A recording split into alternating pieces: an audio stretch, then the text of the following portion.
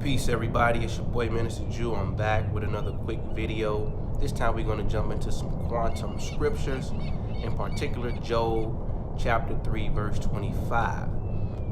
In this particular chapter and verse, Job goes on the record to say the things that he has feared the most has come upon him, and the things that he was afraid of has also entered into his life. Now, anybody that's been around me long enough knows that I don't interpret the scriptures from a literal sense as far as secular history is concerned, but more of a psychological bent to get you to understand these allegories and parables and how to apply them within your own consciousness to get the very results that you may be looking for in your life. All right. So, why is Job saying the very things that he's feared or he was afraid of has now come into his life? Why? Right? How is this happening is really the question. It's more how. And so in science, they have something called the ironic processing theory. This theory goes on to suggest that when we use language like don't, won't, not, can't, etc., that this internal dialogue in speech is actually creating stress in the mind, in the brain. It's creating stress. And when stress is present in the mind, what happens is all of the things that you're afraid of, all of the things that you fear that you've dropped off into the subconscious mind, it now has free dominion to sprout to the surface and give you exactly what you're afraid of, exactly what you fear. All right? So imagine it this way. Imagine the surface mind, the conscious mind, as the first floor in your home, and the subconscious mind is the basement or the lower level. When stress is present, the lights go off upstairs in the conscious mind, but the lights remain on always in the basement or the lower level in the subconscious mind. So the moment that fear is implemented or suggested into any equation that you're running, whether it's images, and in this particular case, language, specific words like don't, won't, not, etc., then it makes way for all of the demons in the subconscious mind to run amok. The conscious mind, which acts as a safeguard, the lights are out. He or she can't defend you. It can't suppress those fears or those worries or those angers, etc., etc. All right? So what we have to learn how to do is to check our inner speech. Stop using the words not, can't, won't. Stop running those images through your mind on a consecutive day in and day out basis.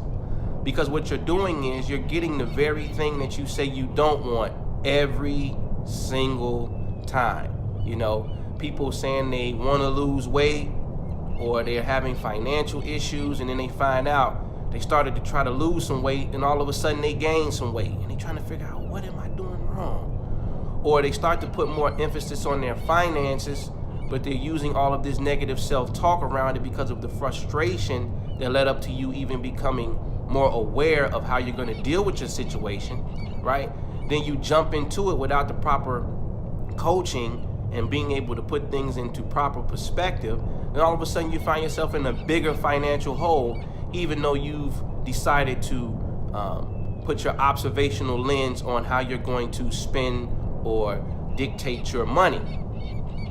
So this is very key. They also have some case studies in neuroscience surrounding this phenomenon. They took some people and told them, look,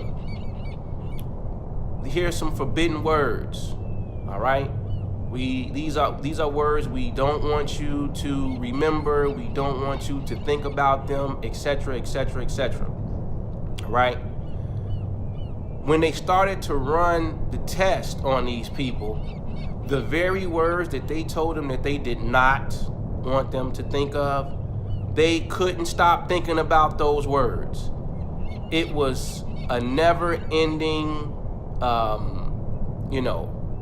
mind debacle, and they just couldn't seem to get focused enough to not think of those words. But it just goes to show how consciousness works. There are steps to this. There's ABCs to these tricks of the mind. They also did the same thing with people with color. They told them, hey, here's some more forbidden words that you're not to think of. And then they would flash the colors, and they would tell them, well, we want you to name the colors that you're seeing. Well, when they flashed the colors along with one of the forbidden words, what they found out was people's response time to the actual color they were seeing were slower. So their ability to process data, to see things clearly, slowed down when one of the forbidden words was introduced alongside the colors that they were supposed to be able to pick out of the lineup and how they did this actual test. So when Job says, the thing that I feared the most, the thing that I've been most afraid of has come upon me, there's a lot of wisdom in that, all right? We have to learn how to augment these things, right? Create more plentiful and better outcomes from some of the things that we consider to be giving us a problem.